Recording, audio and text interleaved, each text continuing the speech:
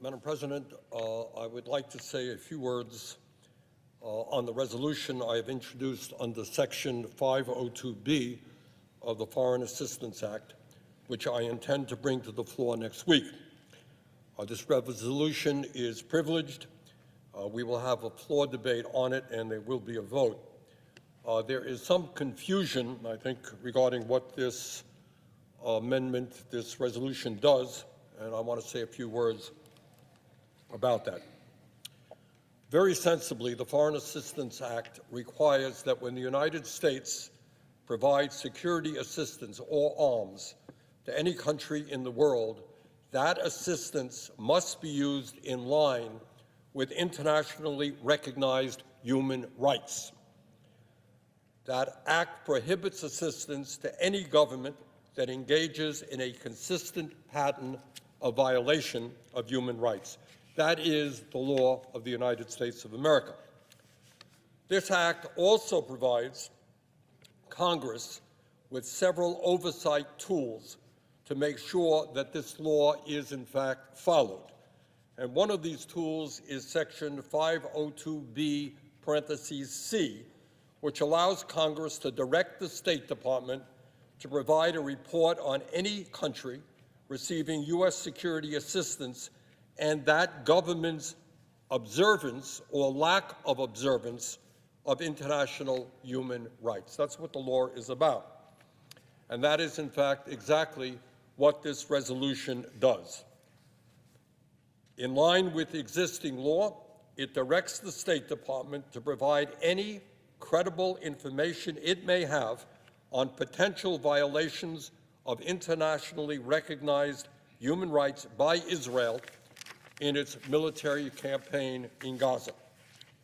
It focuses in particular on the denial of the right to life, a human right enshrined in U.S. and international law, caused by indiscriminate or disproportionate military operations, as well as by the denial of basic humanitarian needs and access. It also asks for additional information on steps the United States has taken to limit civilian risk in this war, a certification that the Leahy laws are being fully applied, and a summary of the arms and munitions provided to Israel since October 7th, when the war began. In essence, Madam President, we will be voting on a very simple question. This is not a complicated question.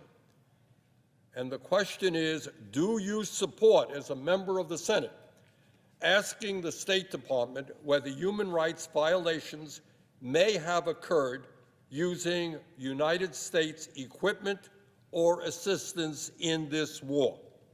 That's what the resolution does. Nothing more, nothing less. This resolution is not prescriptive. It does not alter aid to Israel in any way. It does not cut one penny of aid. It simply requests that the State Department report on how U.S. aid is being used. The State Department then has 30 days to provide a report responding to the request. To my mind, Madam President, this is not a controversial resolution. Every one of us should want to know whether our U.S. military aid is being used in violation of international law or not, no matter what your view on the war may be. It's a simple question, and I hope that we can get widespread support for the resolution. Now, let me say a word why, in my view, this resolution is in fact necessary. It is no great secret that the United States has long been very supportive of Israel, providing billions of dollars a year in military aid year after year after year. We have also provided a massive influx of arms and munitions since October 7th, the date of Hamas's disgusting terrorist attack against Israel. The Israeli military has made extensive use of these U.S. weapons in its campaign, including the widespread use of 2,000-pound bombs, 1,000-pound bombs, and 155-millimeter artillery. On December 1st, the Wall Street Journal reported that the U.S. has provided at least 15,000 bombs and 57,000 artillery shells to Israel since October 7th, including more than 5,400 huge 2,000-pound bombs that can flatten entire neighborhoods. The Washington Post reported that in just 6 weeks after October 7th, Israel dropped more than 22,000 American-supplied bombs on Gaza. And CNN reported that 40 to 45% of the bombs used in Gaza have been unguided or what is called dumb bombs. Let me be very clear. This aggressive military campaign has led to massive destruction and widespread civilian harm. There is extensive evidence showing that this military campaign since October 7th in Gaza has been far and away the most intensive bombing campaign of the 21st century. Madam President, independent human rights monitors and the press have extensively documented the use of U.S. arms in strikes leading to large numbers of civilian deaths and injuries. The Israeli military campaign is not just something that concerns me or millions of Americans. It is also something that has been troubling to the entire international community. The United Nations General Assembly and UN Security Council have voted repeatedly and overwhelmingly to try to secure humanitarian access, to stop the bombardments, and to enact a humanitarian ceasefire. Unfortunately, our government has voted against or vetoed most of those efforts. Madam President, we all know that Hamas started this war with its brutal terrorist attack on October 7th, an attack which resulted in the deaths of 1,200 innocent people, injuries of more, and the taking of over 200 hostages. In my view, there is absolutely no question that Israel has the right to defend itself and respond against the perpetrators of that horrific attack. But while it is clear that Israel has the right to go to war against Hamas, in my view, it does not have the right to go to war against the entire Palestinian people, including many hundreds of thousands of innocent men, women, and children in Gaza. Israel has relied on widespread bombardment, including with massive explosive ordnance in densely populated urban areas.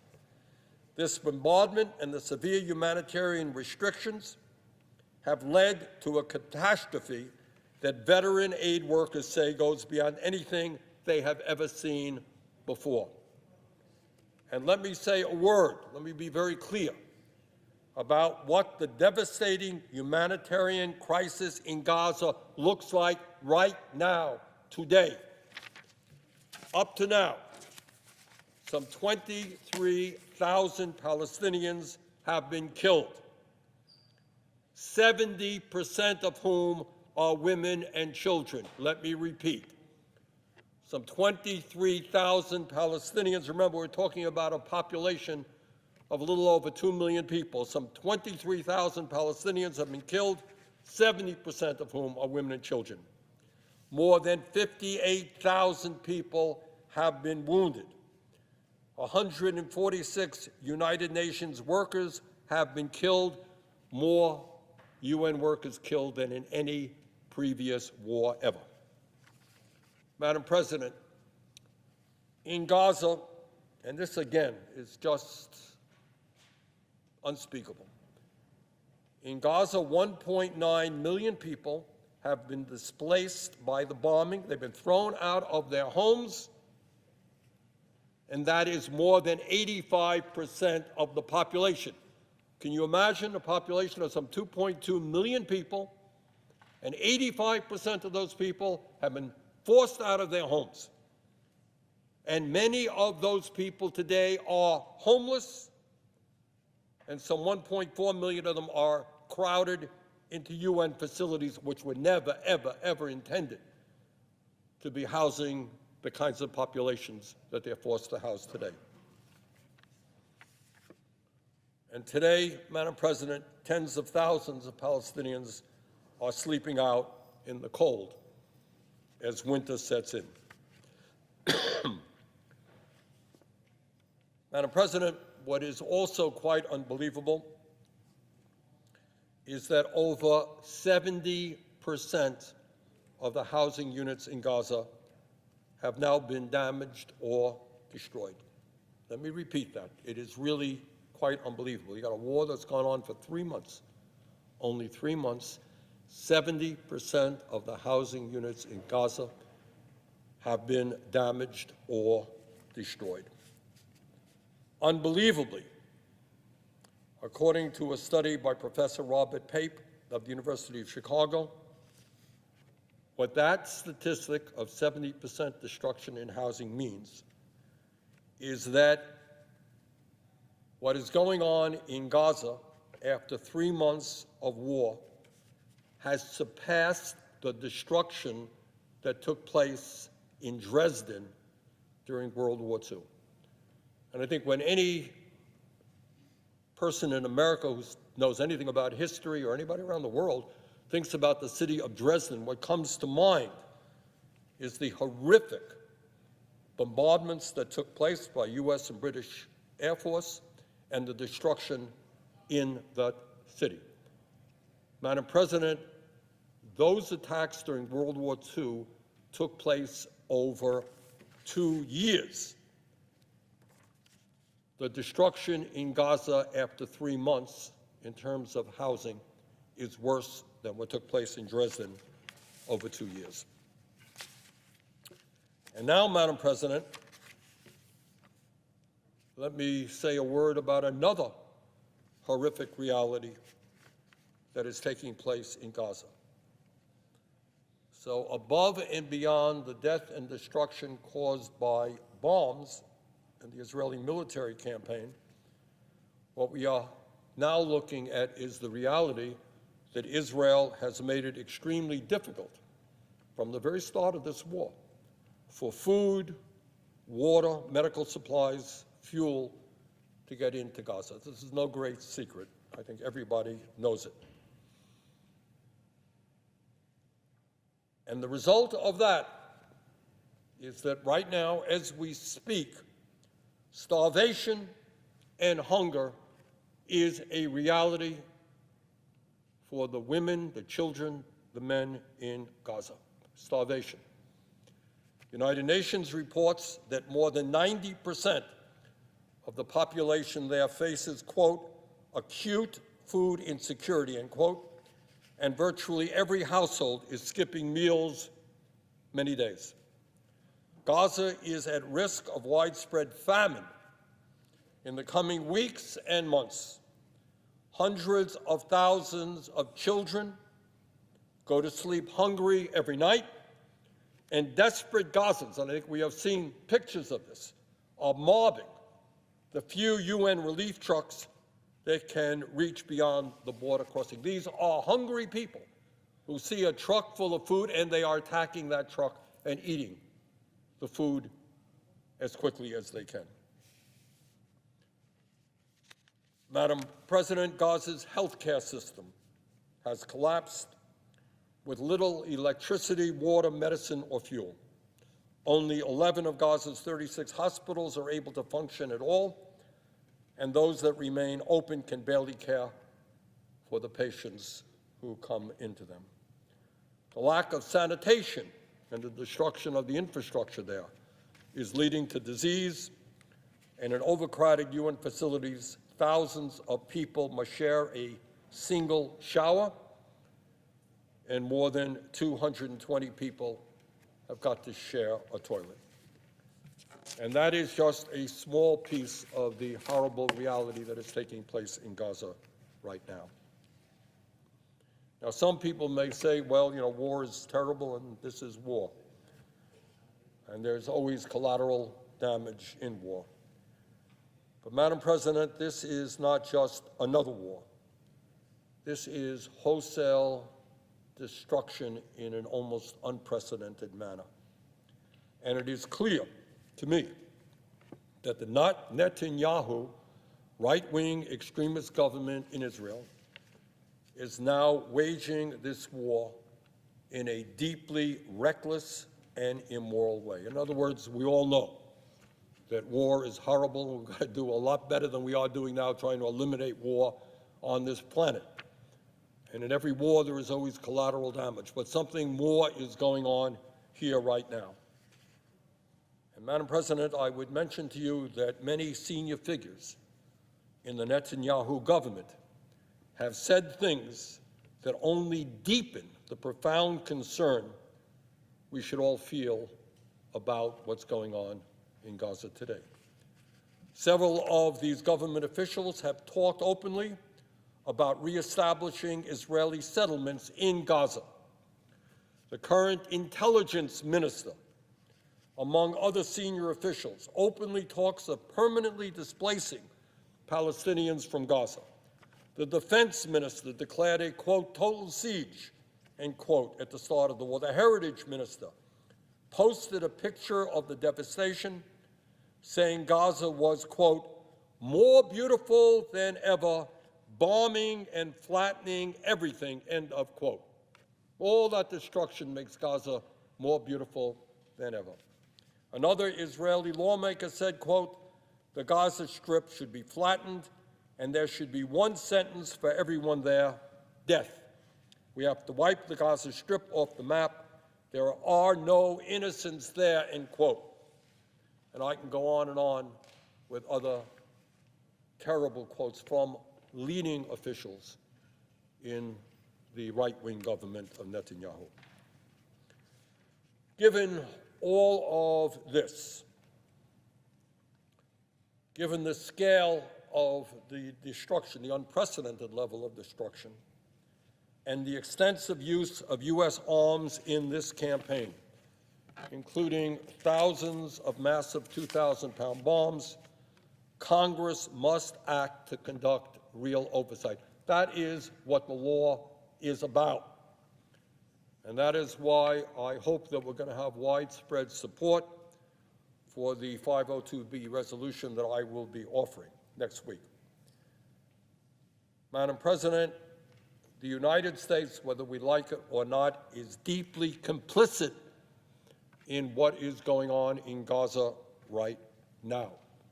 Those are our weapons that are killing women and children in huge numbers, that are destroying homes in huge numbers, that are causing massive levels of injury, that are resulting in the hunger, the lack of medical care that the people of Gaza are now experiencing. Madam President, I have supported Israel for many years, and many of my colleagues have as well. And I don't think there's any debate in Congress that Israel has a right to live in peace and security, something that has not always been the case. They've been subjected time and again to horrific terrorist attacks. They have the right to live in peace and security. But I do not believe we are doing Israel any favors by ignoring what their policies are doing right now. Friends, Madam President, have to be prepared to tell friends the truth. And if Israel is a friend of ours, as it is, we have got to tell them the truth.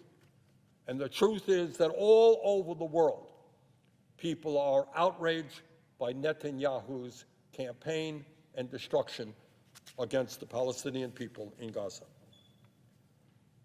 Madam President, the Biden administration has urged Israel to change its tactics and to be more targeted in its military operations and to protect civilians. We have heard the President say this over and over again. We've seen Secretary Blinken saying this over and over again. But the Netanyahu government clearly has not listened, and they have continued their very destructive and, I suspect, a war in violation of international law. Their war in violation of international law. And in my view, that approach is simply unacceptable and not something that we should be supportive of. And in my view, the United States must end our complicity in what is going on in Gaza right now. Madam President, what this resolution is about, again, is not cutting one nickel of aid to Israel. That's not what this resolution does. And you don't have to agree with me in terms of what I perceive is going on in Israel today. You can disagree with me completely. All that this resolution does is ask for more information from the State Department, which allows us to determine whether or not Israel is violating international law. This is information Congress should have, and whatever your views on the war may be, this resolution should be something that you can support. We are asking the State Department for information. That's what we're doing. That's all this resolution does.